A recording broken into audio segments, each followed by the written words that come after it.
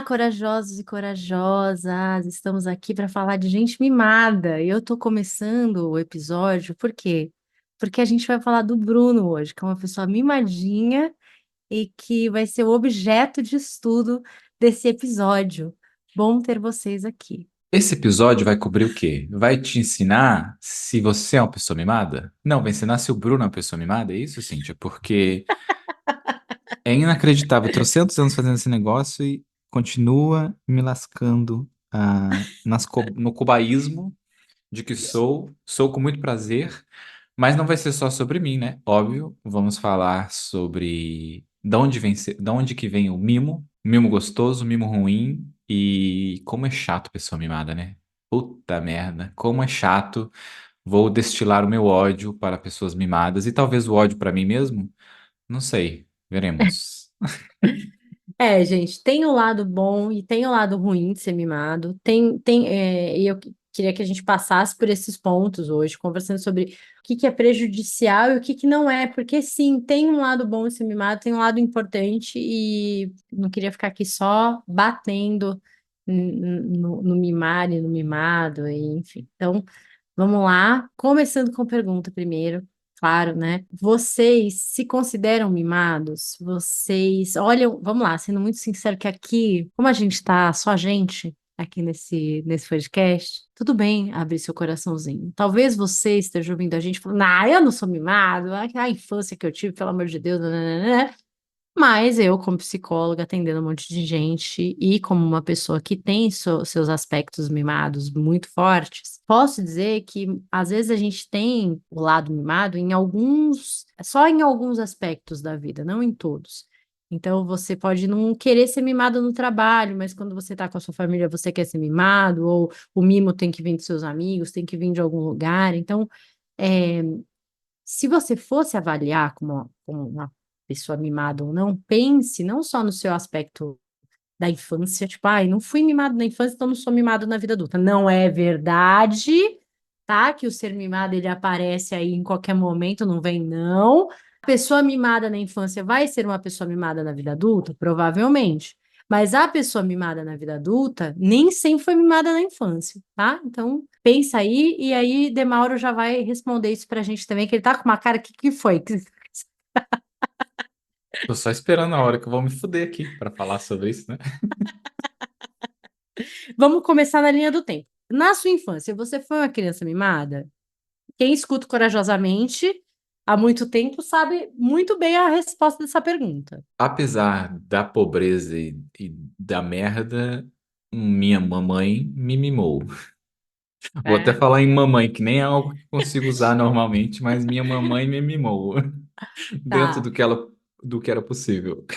E o que que você considera esse mimo? Quando você Esse pensa assim, mimo, ela me mimava assim e tal, o que que você está pensando em ações, comportamentos, né? eu só fico pensando que se eu não tivesse saído de casa por motivos maiores, eu nem sei que adulto eu teria sido do mimo de mames.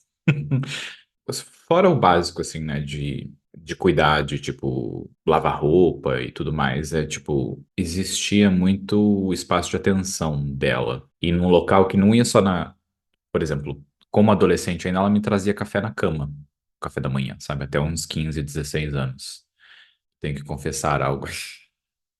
Vou confessar o Bruno adolescente de muito tempo atrás, tá? Que eu tomava café com leite no canudinho até uns 17 anos, eu acho.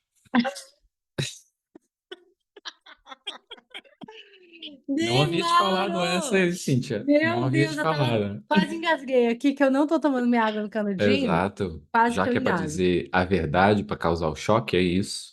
Então, não que isso no espaço de mimo, mas para ver o nível de mimo que existe o potencial ali do que a minha mãe cuidava de Não, mim. que potencial, de Mauro, isso é mimo. Como que Eu sei, Cíntia, eu tô tentando enrolar aqui, mas não tá dando certo. eu já imagino assim, você com 3, 4 anos de idade só tomava o leite com café no canudinho, porque, sei lá, não queria de outro jeito, e aí ela pensou o quê? É isso, ele só gosta assim, vai ser assim para sempre, né? Vai ser mimado desse jeito sempre. Mas começou com a infância, né? Mas aí pra mim era ruim. Eu lembro dessa sensação de tomar o café com leite e a sensação que vinha no meu lábio do canudinho era melhor. E é muito, muito merda esse sentimento, mas era isso. Uma das partes, né? Outra era mimo só mesmo. Eu não lembro de outros mimos assim, tanto quanto um canudinho ainda quando quase adulto. Mas eu lembro da parte do. Por exemplo, eu organizava meu quarto, mas ela lavava minha roupa, dobrava minha roupa e tudo mais. E mesmo quando adolescente, sabe? Na infância é difícil isso, porque, por exemplo, ela não comprava o que eu queria, porque a gente não tinha dinheiro. Se tivesse, ela teria comprado. Eu via hoje, quando adulto, o que ela teria feito, sabe? Ela teria me dado tudo que eu pedi, porque ela era alguém que não teve nada. Então, tipo, qualquer coisa que ela pudesse dar, ela daria. E eu não entendia isso quando criança, né? E também não abusava do sistema porque não tinha como abusar.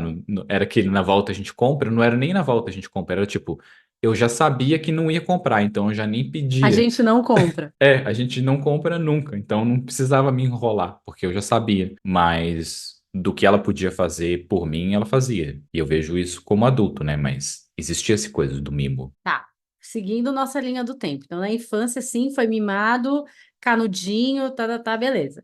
Canudinho até Hoje, quase a vida adulta, hein? Não esqueça desse fator. Hein? gente, vocês sabem que a gente corre o risco de até hoje o Bruno tomar o raio do leite com café de manhã com canudinho, ele Não, eu tá odeio mentindo pra canudinho hoje. gente. Eu odeio. Ó, mas hoje, na vida adulta, onde você se percebe mimado? Eu gosto das coisas do meu jeito. Ponto. Ah, não, não é tão simples assim. Onde eu me percebo mimado? Na vida adulta, eu acho que eu fui identificando locais de mimo como ruim, assim. Porque, por exemplo, em viagens, eu gostava de planejar e de querer visitar tais lugares e comer em tais lugares e fazer as coisas rápidas. E isso era meu, não era das pessoas do grupo com que eu viajava. E aí eu fui descobrindo o prazer de ligar o foda-se e não fazer nada disso. E aí, tipo, onde as pessoas quiserem comer, eu vou comer. Porque geralmente causa discussão aonde você quer visitar causa discussão, e eu percebia que, tipo, forçar o que eu queria dava muita energia para algo que nem era tão importante assim, sabe? Então eu me percebia mimado nisso por querer fazer as coisas do meu jeito e ir para locais dos meus jeitos, mas eu identifiquei isso em alguns ambientes. Em outros ambientes não identifiquei, porque eu ainda tenho muitas coisas que eu prefiro do meu jeito. Mas eu não sei o quanto isso é mimo, porque eu sei do que eu gosto e que eu não gosto. Não todo tempo, né? Não sei.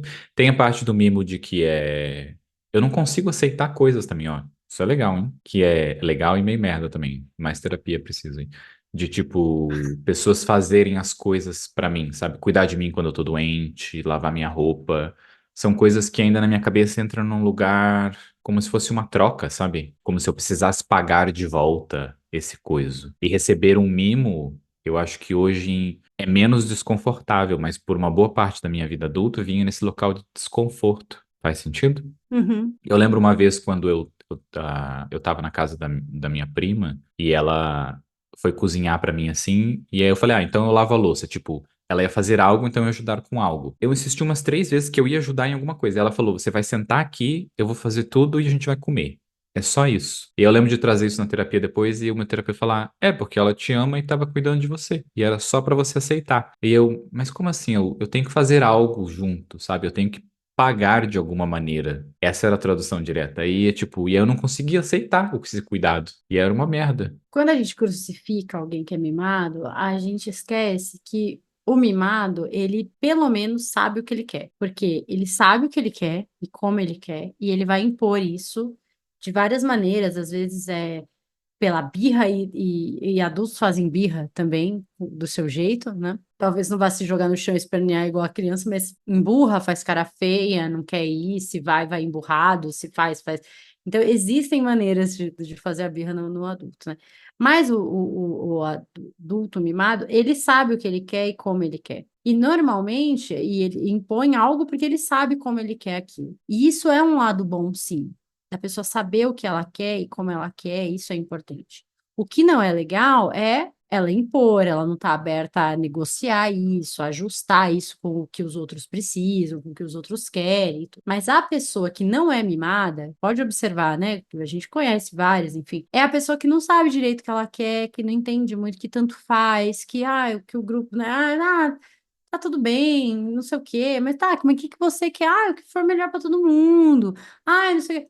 ela tem essa dificuldade de entender o que é importante para ela, o que ela precisa. Então, tem esse aspecto, né? Eu acho que tem uma confusão quando se trata de criança e da infância. Tem uma confusão no que é ter sido mimado e o que é ter sido cuidado com afeto, com amor e com carinho e tal. Isso é muito claro para mim.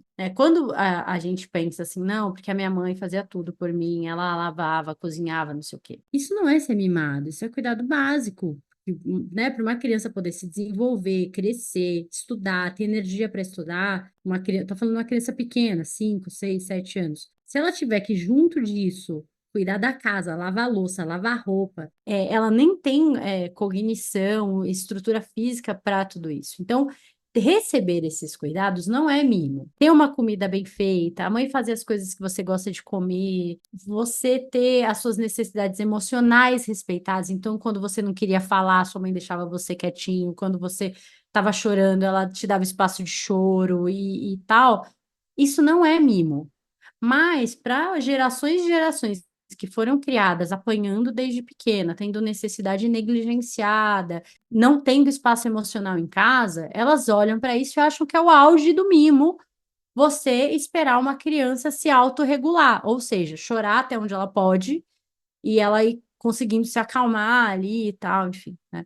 Esses dias eu vi um vídeo, eu não sigo esse cara, mas ele sempre aparece para mim, porque é um pai que, eu acho que ele é um pai solo, não sei direito a história, mas ele cria ou cuida, não sei, de uma filha pequena, assim, deve ter uns 3, 4 anos a menininha. E aí, no vídeo, mostrava ela muito nervosa, assim, ele tava na sala lendo, não sei, fazendo alguma coisa, e ela tava muito nervosa, e ela falava assim para ele, eu tô muito nervosa com você. Eu vou pro meu quarto, eu não quero que você venha atrás de mim. Aí ele tava no sofá, ele desceu, assim, sentou no chão, falou pra ela: Olha, tá bom, você pode ir lá pro quarto, mas se você quiser, eu não vou lá. Você pode ficar lá quieta, no seu canto, né? Mas se você quiser conversar, ou quando você se acalmar, eu vou estar aqui te esperando. Você pode vir me chamar. Eu vou estar aqui. E aí ela sai gritando, bate a porta, lá vai pro quarto. Pequena, assim, 3, 4 anos. Aí ele volta e tal.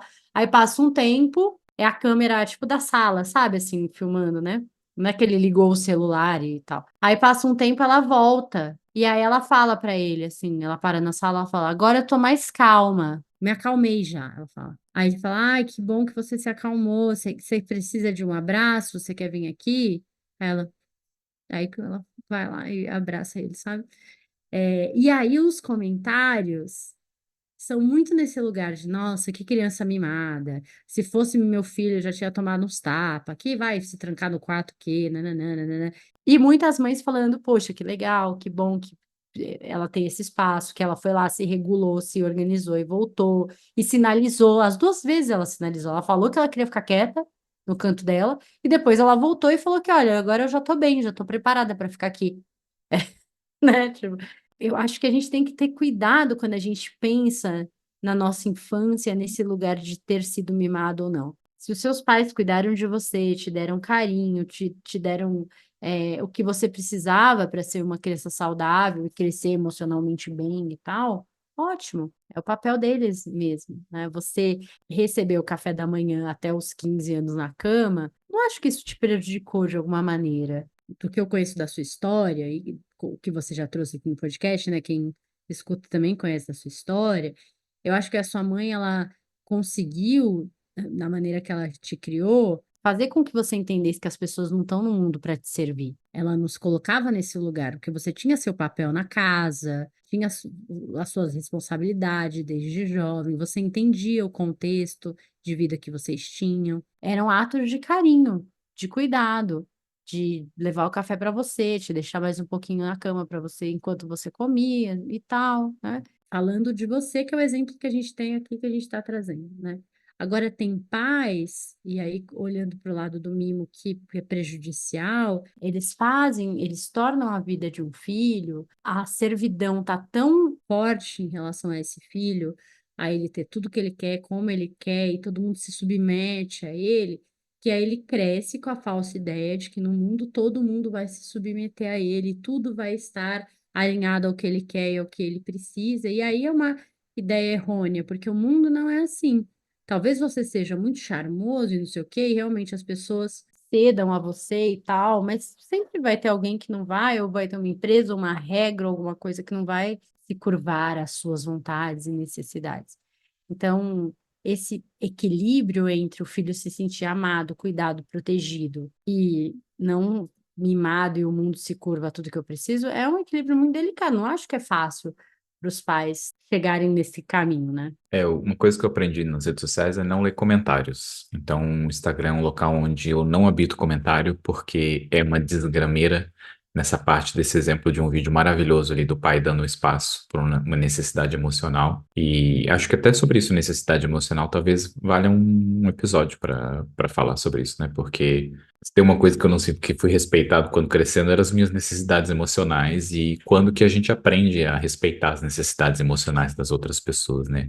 Muitas vezes a gente tenta impor coisas, mas isso é uma outra parte. Eu acho muito legal essa parte de entender sobre o que é o cuidado, né? Porque eu vejo o quanto eu fui cuidado nessa parte do. Eu recebia o meu café na cama, com canudinho, mas eu também tinha esse conhecimento do que era possível, o que não era possível, e sobre trabalho, sobre responsabilidade, e como isso foi nesse local.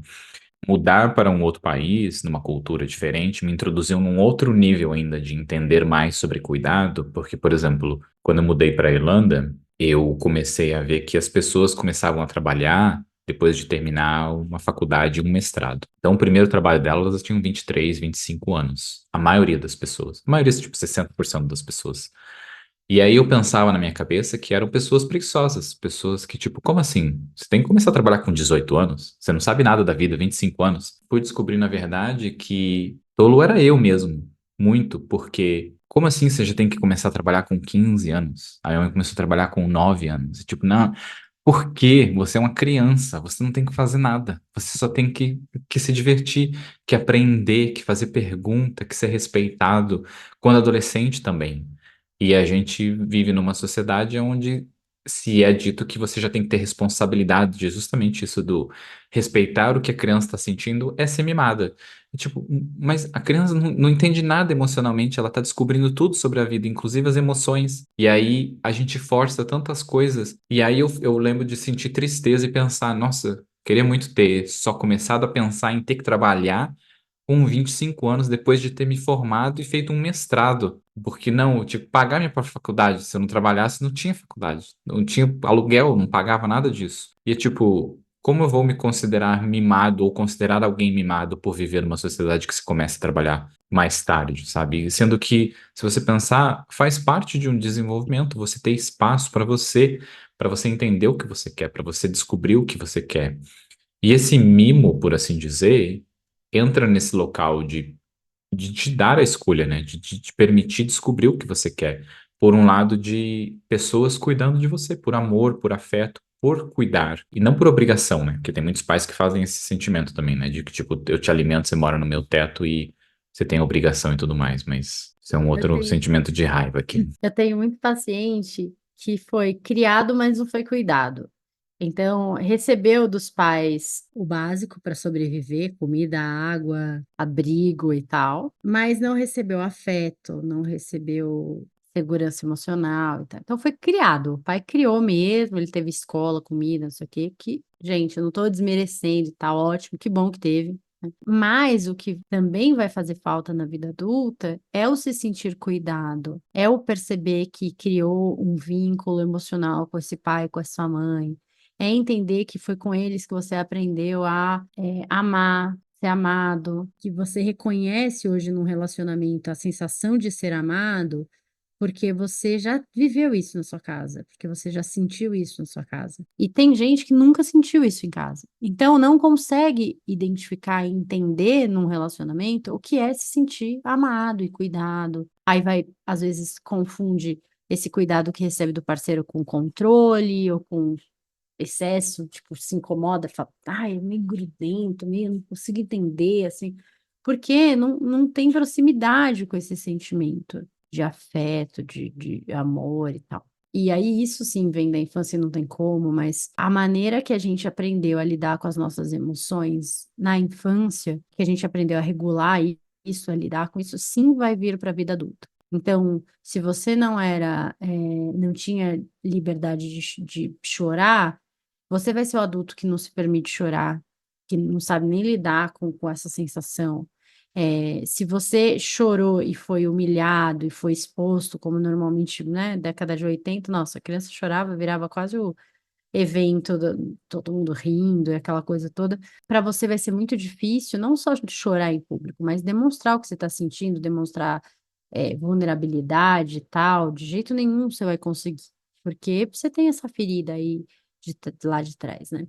E não adianta a gente querer crucificar os nossos pais agora, e, tipo, olha, que péssimo, olha como eu sou infeliz, porque minha mãe, meu pai, não sei o quê. Se responsabilize agora pelo que você pode mudar em relação a isso, porque não é mais responsabilidade dos seus pais. O papel deles, se você é um adulto, hoje está ouvindo a gente, de alguma maneira, os seus pais cumpriram o papel deles, que é te manter seguro e saudável e ali na infância e tal, né? Você chegou na vida adulta, quer dizer que lá na infância alguma coisa deu certo para você sobreviver. Eu odeio essa expressão sobreviver, né? Porque a gente não tem que sobreviver a uma infância, mas enfim, a gente tem que viver a nossa infância, né? Mas a partir do momento que você é um adulto, isso é responsabilidade sua. Ficar jogando pedra em pai e mãe é não se responsabilizar pelo processo, e se você não se responsabiliza pelo seu processo, você não consegue mudar. E responsabilização é a palavra-chave quando a gente pensa em alguém mimado, né? Porque o mimado, ele quer que o mundo resolva os problemas e as necessidades dele, e acabou. Não é sobre ele resolver, não é sobre ele se responsabilizar. Primeiro, eu tô sentindo isso porque não é culpa minha, vocês que fizeram alguma coisa errada, por isso que eu tô aqui chateado. E segundo, resolvam isso, porque eu não posso ficar aqui, assim chateada. Alguém tem que resolver isso pra mim. Essa é a visão do mimado. E quando a gente fala, cara, mas tá, como é que se trata então alguém mimado? Como que eu lido com alguém mimado? É impondo responsabilidades pra ele. Ah, porque eu tô chateado com você. Pois é, você estar chateado comigo é um problema seu, porque a chateação é sua, eu não tenho nada que fazer em relação a isso. Lide você com a sua frustração emocional aí. Ah, mas não sei o que, né? Não vou fazer nada para mudar. Porque, né, não é esse movimento que a gente faz quando alguém mimado. Ah, porque eu tô chateado, você fala, meu Deus, eu preciso resolver isso. O que que eu faço para a pessoa se sentir melhor? Gente, mas o estado emocional é responsabilidade da própria pessoa. Ela que é responsável pelo próprio estado, ela que é responsável por mudar o próprio estado. E por isso que muita gente mimada, tá todo mundo tentando fazer alguma coisa para ela melhorar, mas ela não melhora. Por que será? Porque não tem a ver com o que os outros estão fazendo, tem a ver com ela, o processo dela. Sabe o que é perigoso nisso? Quando uma pessoa mimada encontra uma pessoa que quer agradar todo mundo. Porque aí Ah, essa pessoa, mas essas aí é o que pessoas, mais elas acontece. casam uma com a outra, entendeu? Essas pessoas, elas são melhores amigas, elas casam.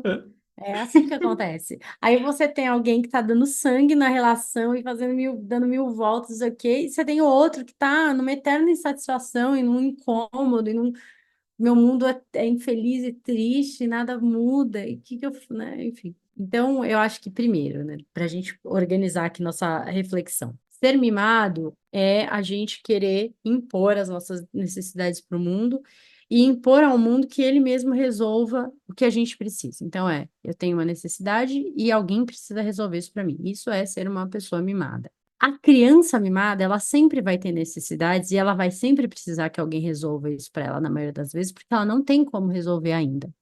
Cabe aos pais ensinarem como ela vai resolver, e ponderando, e fazendo, e entendendo até onde você tem que fazer, ou a criança já pode aprender a fazer. Então, essa é a dinâmica, a química da maternidade, da paternidade, né, do maternar e tal, que é até que ponto eu tenho que fazer as coisas pelo meu filho, até que ponto ele pode começar a fazer, e começar a se responsabilizar, e começar a cuidar e tal. Quando a gente pensa na bolha de segurança da nossa classe social, da branquitude, tudo isso, a gente vai ter uma leitura.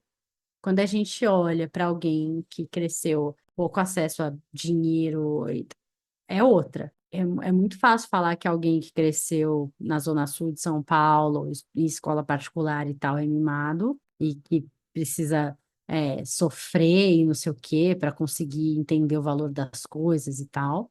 Outra coisa é você falar sobre isso em alguém que nasceu num bairro periférico, com pouco dinheiro, sendo criado só por um dos pais, porque, né, sempre a gente tem um que foge, não preciso nem falar qual, tal, enfim. E eu tenho visto, assim, eu tô falando isso porque tem muitos coaches e palestrantes e mentores e tal, famosos, inclusive, hoje em dia, né? Que tem esse discurso do as pessoas são mimadas, vocês são todos uns mimadinhos e vocês precisam sofrer, vocês têm que criar sofrimento na vida de vocês porque vocês são muito mimados. Então vai tomar o banho gelado de manhã, vai fazer não sei o que, nananã, vai sei lá o quê, toda aquela história e tal, porque são mimados, porque não aguentam, não sei o quê. Claro, gente, essa galera tá falando para a bolha deles ali, tem dinheiro, que tem acesso às coisas e tal. Agora, a pessoa que já acorda às 4 da manhã, porque vai ter que pegar 2, 3 horas de condução para chegar no trabalho, sério que vocês vão meter um banho gelado? Porque, né, ela tem que aprender a lidar com as adversidades, inclusive o banho quente de manhã. Enfim, cuidado com esses discursos, gente. Cuidado. Lembra de onde você está ouvindo isso, de que lugar você está, e se isso realmente faz sentido para o tipo de vida e para quem você é. Porque falando de Brasil, na maioria das vezes, isso não faz sentido para a vida de 90% das pessoas. Esse negócio de coach tá tão maravilhoso agora porque tá vindo à tona como é uma maluquice a maioria deles, né? Desse que atrai o homem. A maior parte é o que atrai o homem. Por que será que atrai o homem? Sabe uma coisa que eu sinto do. Você falou dessa parte da necessidade emocional, e eu sinto que a maior parte da minha vida, a minha mãe anulou a minha opinião. Muito aquele negócio do pai, sabe? Eu sei mais porque eu sou mais velho, eu sei mais porque eu sou vivido, eu sei mais porque, sei lá, insira aqui o que um pai e uma mãe geralmente falam. E eu sentia que isso tinha causado um efeito de eu não conseguia ver o mundo de uma forma realista. E uma parte minha via assim o mundo como alguém, algum espaço que tinha que se adaptar a mim, de que coisas não eram legais, ou eu estava sentindo coisas porque o mundo era isso, o mundo era aquilo, e eu não conseguia entender esse local porque não sei, eu não tinha responsabilidade, sabe? E estou refletindo conforme eu vou dizendo aqui, e eu sentia que eu demorei para entender que a minha voz era anulada, sabe? Que a minha voz era o que o mundo dizia, mas eu ainda assim tinha um local dentro de mim que jogava de volta no mundo. E eu lembro de começar a entender de que o mundo cagou para você. Eu lembro como isso é maravilhoso de entender, porque o mundo é um local horrível na maior parte, sabe? Porque você vai passar fome, vai te abandonar. O mundo é violento, é difícil e é horroroso na maior parte. Existem muitas coisas maravilhosas, né? Não quero só generalizar por esse lado. Mas como é importante de você descobrir de que o mundo não te deve nada, de que o mundo não vai te dar nada e de que você tem que acordar para muitas coisas na vida.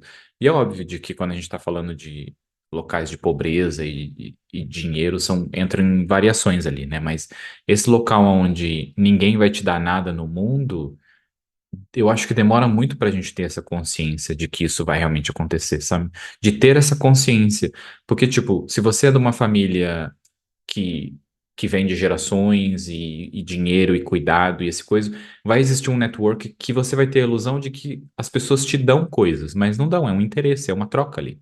Porque o mundo não te dá nada sem interesse, a maior parte é interesse. E como é importante de você entender de que, não, você tem que acordar, você tem que ir atrás e principalmente na parte emocional, como é maravilhoso de entender de que tipo, você tem que se regular emocionalmente para o mundo, porque o mundo vai cagar para você, e se você não se regular emocionalmente, o mundo vai te excluir.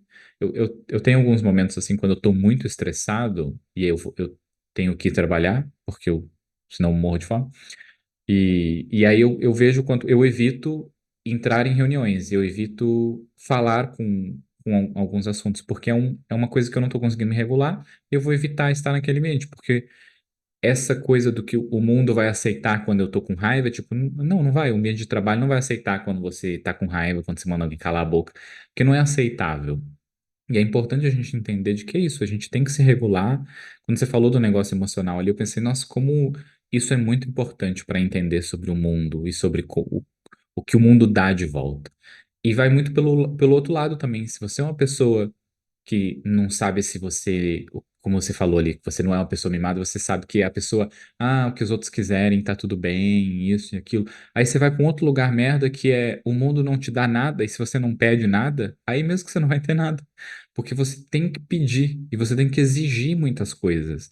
E é exigir num local saudável, né? Não é no coisa de atitude, de ser aquela que geralmente vem pelo lado mimado, né? A exigência. Mas o exigir porque você quer comer comida japonesa, você diga que você quer comer comida japonesa ou que você quer ir em tal lugar.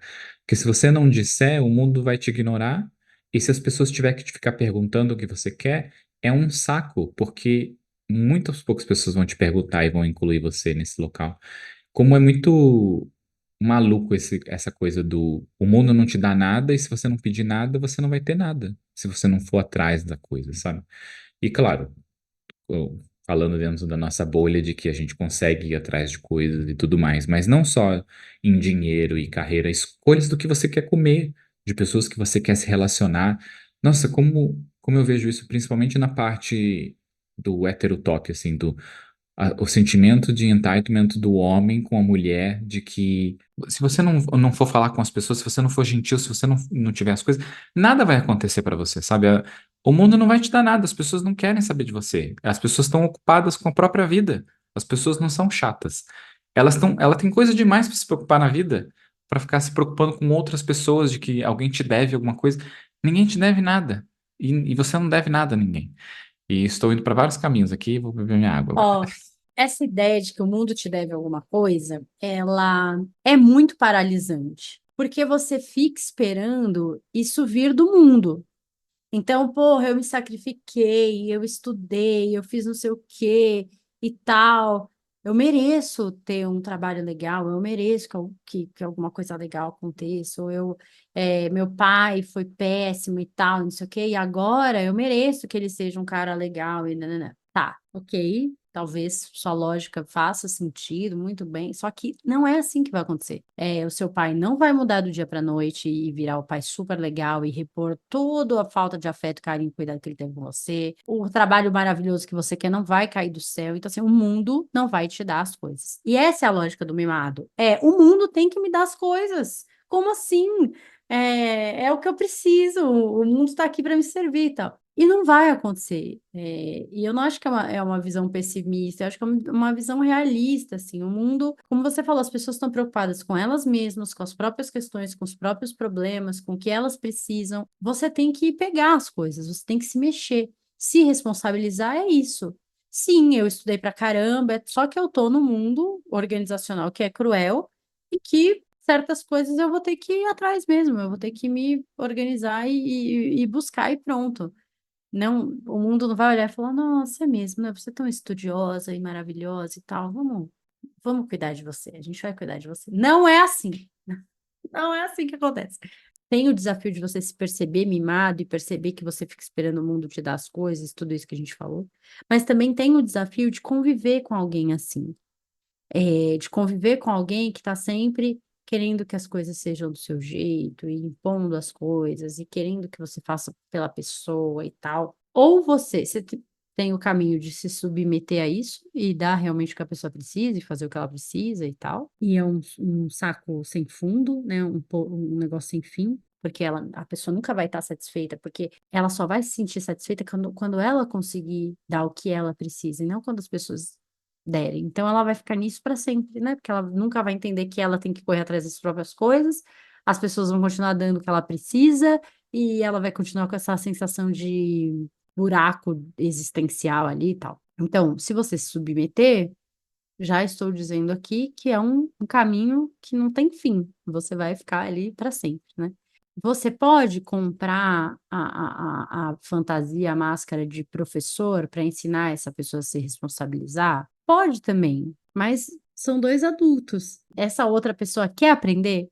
Ela quer melhorar? Ela quer cuidar desse aspecto dela? Porque a gente só ensina para quem quer aprender. Então, quando a gente quer deixar de ser mimado num relacionamento, é um pacto. É um pacto com as outras pessoas.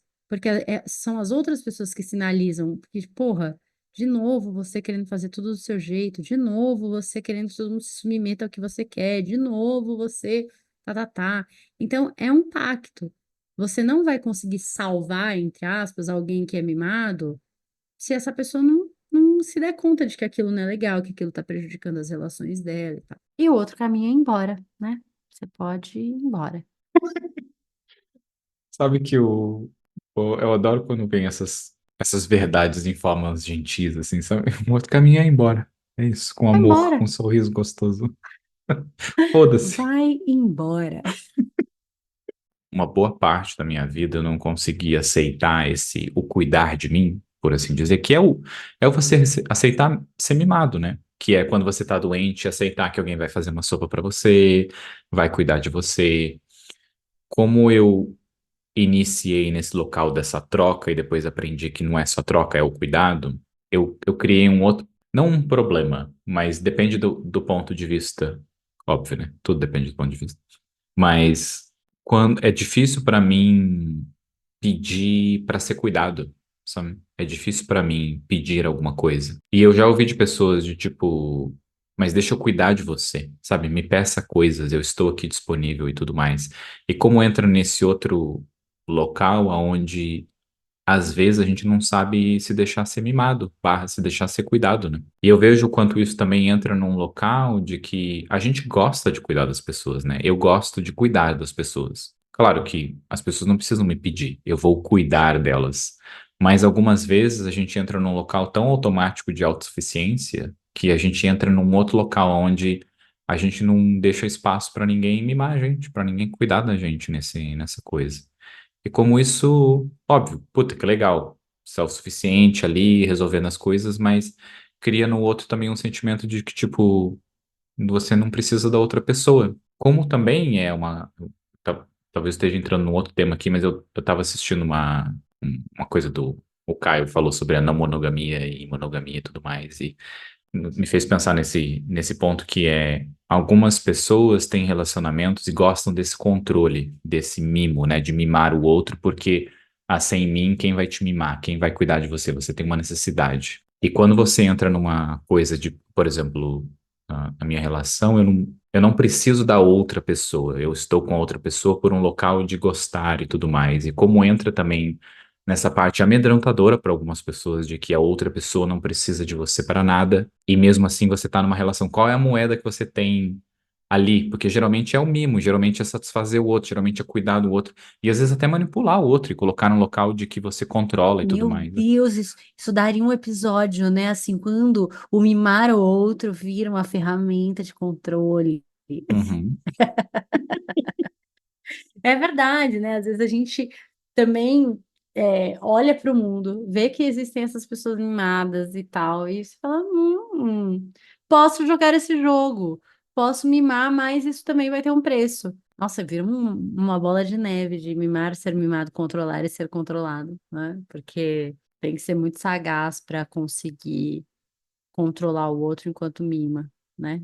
Vira, e você que uma pessoa mimada, talvez ainda se sinta presa, porque quando que você vai achar alguém que vai te mimar tanto quanto essa pessoa te mima, sabe?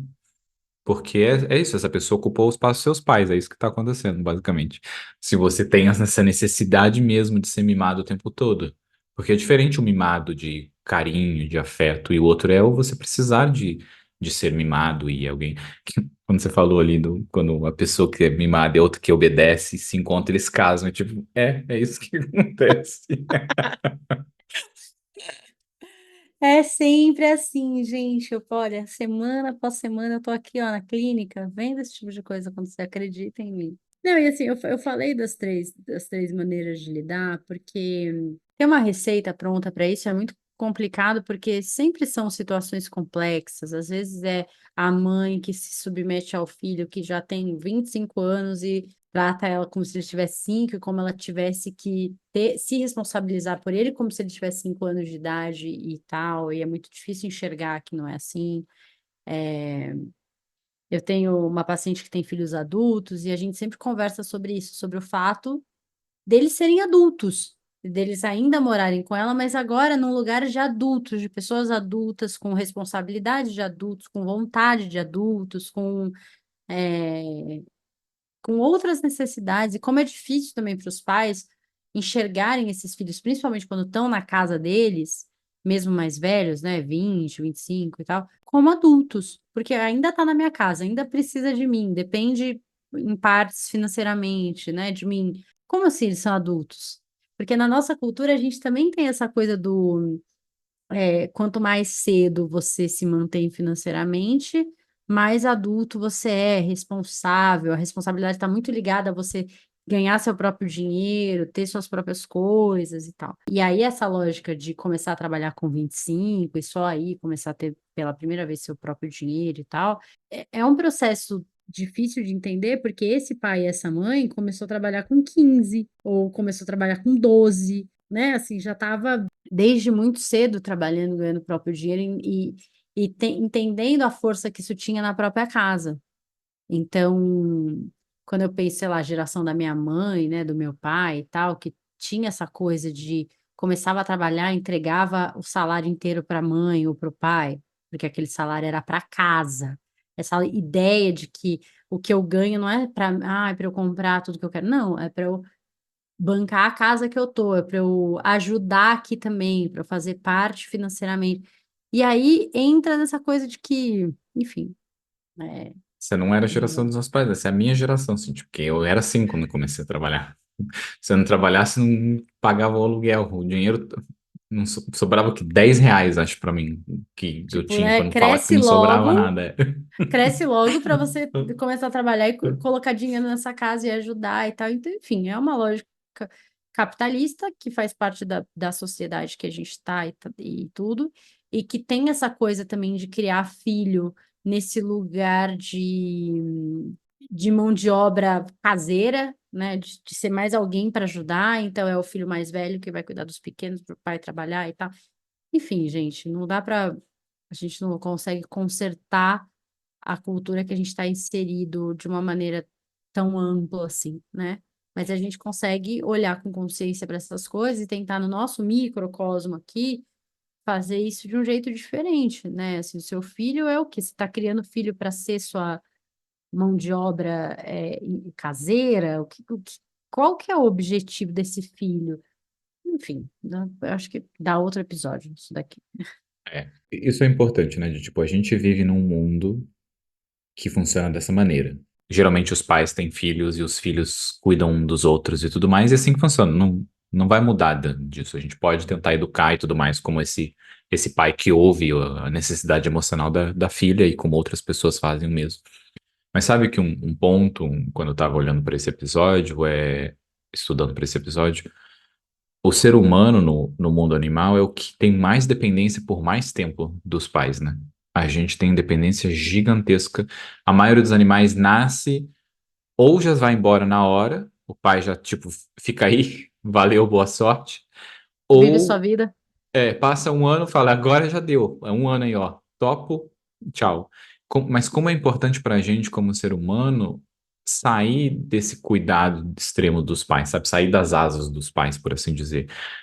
Eu vejo, pra mim, como foi, pra amigos que eu tenho, sair de perto dos pais é importante pro nosso crescimento. Causa essa coisa de, tipo, e não é aquele sair de perto dos pais e trazer roupa pra lavar no fim de semana e coisas assim, sabe? A mãe vai limpar sua casa. Tipo, não. É parte de você fazer tudo que você precisa como adulto. Porque você precisa fazer. É isso.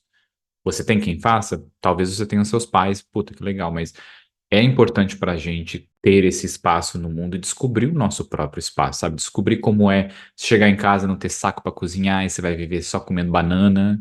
Sabe, você precisa entender, e é um valor que você só tem e só ganha quando você sai das casas dos pais.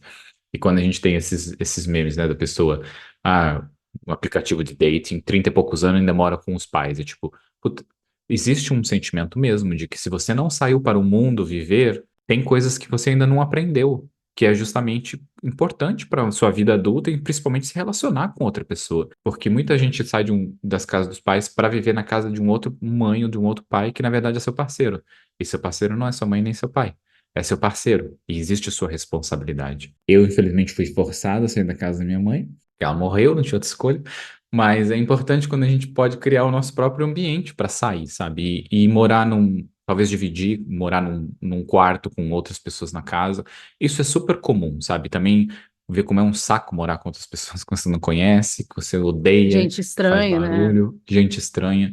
É importante viver essa experiência, sabe? E, enfim, não quero entrar nesse assunto de dating, que a gente já fez um outro episódio sobre dating, inclusive vou deixar linkado aí. Ó, vamos aqui, dicas? Vamos. Eu tenho uma dica só, então eu vou começar, que é o filme Sempre em Frente, com Joaquin Phoenix. Filme gostoso.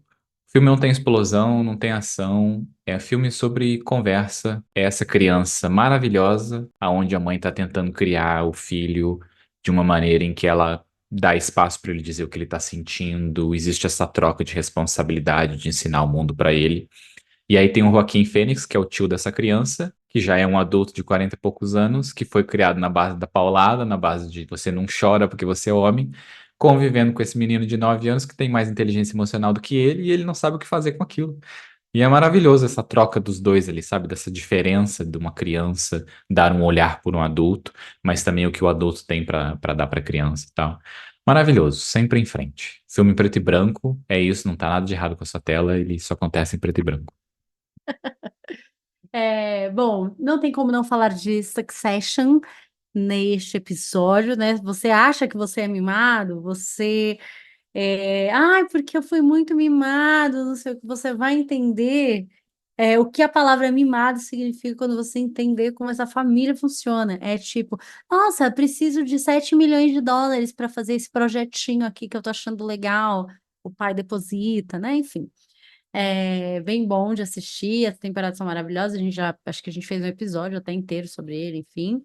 E eu queria falar sobre as coisas que eu tô lendo. Não tem nada a ver com gente mimada, mas eu, né, quero compartilhar minhas leituras de férias. Eu li um livro muito lindinho que chama Uma Questão de Química. Tem até uma série inspirada nele que vai falar sobre uma mulher que é química na década de 50 e tudo que ela passou tentando trabalhar né, em laboratórios em que só tinham homens e como a vida dela foi acontecendo, como ela descobriu o amor e tal. Então vai falar muito desse feminismo e tudo isso, mas de um jeito não é um jeito panfletário, e não que tenha problema nisso, que eu não tenho problema com livros feministas panfletários, mas a questão é que tá ali, né? O assunto do feminismo e do machismo, ele acontece o tempo inteiro no livro, é muito bom, gostei bastante. Comecei a ler um livro que é muito priminho, parentinho da Biblioteca da Meia-Noite, que chama Antes que o Café Esfrie. Tô lendo ainda. Antes que o Café Esfrie é um café pititico, e as pessoas que frequentam esse café, elas têm a chance de voltar no tempo. Mas elas podem voltar no tempo, e aí tem várias regras para isso acontecer e tudo. Elas vão voltar por um período, que é enquanto o café não esfria, é aquele tempo que ela pode ficar ali no passado. E o que acontecer ali não vai mudar o presente. Então, a lógica não é eu vou lá fazer alguma coisa. Não. É o que que você gostaria de reviver? Ou tem algo que você gostaria de saber? Tem alguma conversa que você gostaria de ter tido e não conseguiu e tal? Então, para que você ia usar, né, essa chance de voltar para o passado? É muito gostoso, muito legal. Não terminei ainda, tô lendo, tô amando. E eu quero indicar esse aqui que tá aqui na minha mão, que é do Austin Kleon, ele tem vários livros com essa Qual carinha, que é que é o o...